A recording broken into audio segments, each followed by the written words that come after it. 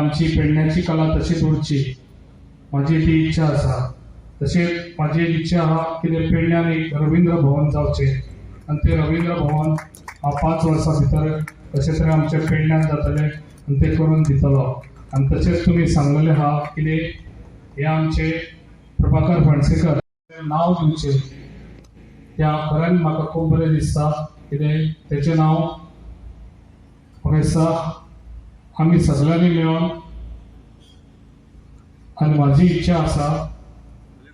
तेजें आमी जेन्ना आमी रवींद्र भवन जातलें तेजें आमी खरें तेचेंच नांव दिवया। अश्रूंची झाली फुलं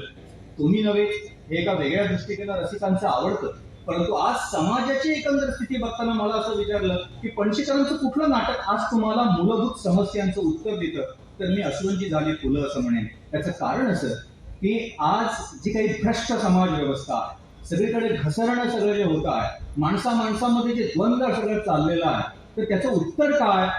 असं आपल्या टीव्हीवरच्या अनेक चर्चेतून अनेक जण प्रश्न विचारतायत। मी सांगू इच्छितो की प्रभाकर पणशीकरांनी वसंत कानेटकरांचं अश्रूंची झाली फुले नावाचं नाटक आहे, ते आज आपल्या जगण्यामध्ये आणि राष्ट्रामध्ये समाजामध्ये जे प्रश्न आहेत त्यांचं उत्तर दिलेलं आहे। काय ते उत्तर आहे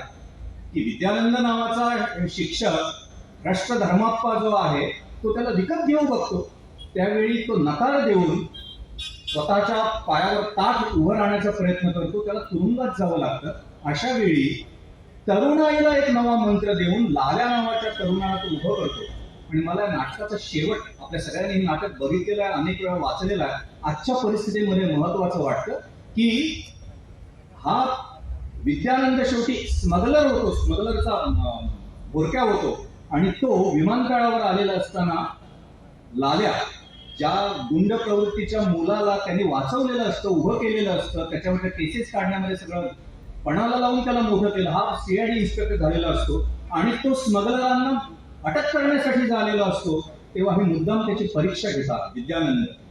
विद्यानंद, लाल्या आणि धर्माप्पा हे गेलेले नाही, या प्रवृत्ती आहेत, या वृत्ती आहेत आणि आजही त्या आपल्या समाजामध्ये आहेत। आणि त्या शेवटच्या याच्यामध्ये अद्भुत ते सगळं वाचल्यासारखे एक संवाद आणि अभिनय आपल्या डोळ्यासमोर उभा राहतो की ते त्याला म्हणतात, विद्यानंद त्याची परीक्षा घेण्यासाठी लाल्याला म्हणतात की लाल्या